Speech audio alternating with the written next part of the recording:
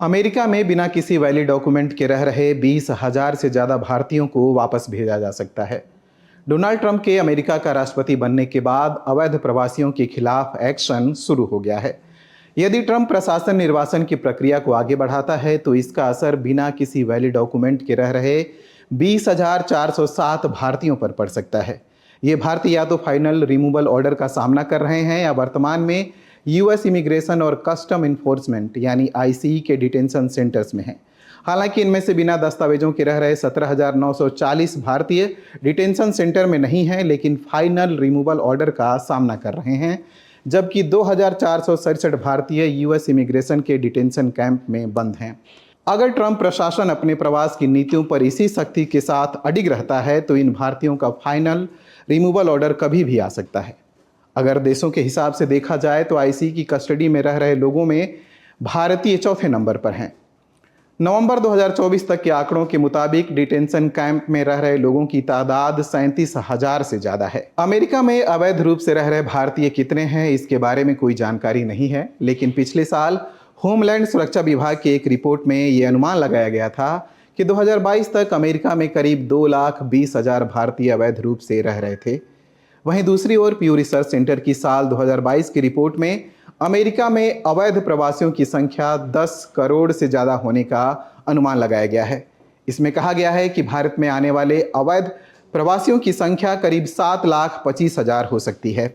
ICE की 2024 की report के मुताबिक अमेरिका से जिन अवैध भारतीयों को वापस भेजा गया है, पिछले 4 साल में उनकी संख्या 5 गुना बढ़ी है।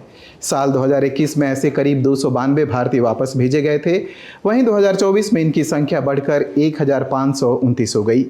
कई बार इस डेटा को जोड़ने में दिक्कतें आती हैं। अमेरिका के ही होमलैंड सिक्योरिटी डिपार्टमेंट के मुताबिक अक्टूबर 2023 से सितंबर 2024 तक ऐसे करीब 1,100 भारतीयों को वापस भेजा गया। वहीं दूसरी ओर भारत के विदेश राज्य मंत्री कीर्तिवर्धन सिंह ने लोकसभा में बताया था कि अमेरिकी सरकार के डेटा के मुताबिक नवंबर 2023 से अक्टूबर 2024 तक 519 अवैध भारतीय प्रवासियों को अमेरिका से वापस भेजा गया।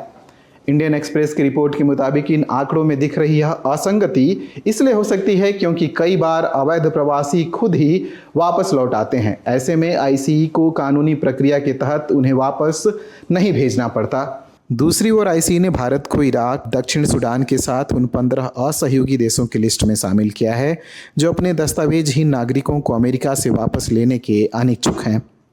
असहयोगी देशों की लिस्ट में उन देशों को शामिल किया जाता है जो काउंसलर इंटरव्यू से इनकार करते हैं, चार्टर रिमूवल मिशनों को स्वीकार करने से इनकार करते हैं और निर्वासन प्रक्रिया में देरी करते हैं, जिससे आईसीई के रिमूवल प्रयास बाधित होते हैं। अंग्रेजी अखबार इंडियन एक्सप्रेस के मुताबिक अमेरिकी विदेश मंत्री मार्को रूबियो की तरफ से भारतीय विदेश मंत्री एस जयशंकर के सामने अवैध प्रवासियों का मुद्दा भी उठाया गया।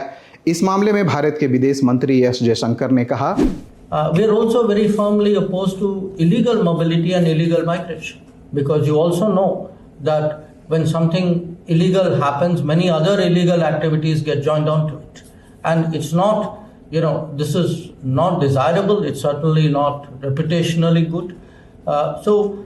We have, with every country, and the US is no exception, we have always taken the view that if there are any of our citizens who are not here legally, if we are sure that they are our citizens, we've always been, open to their legitimate return to India. So it's not a position unique.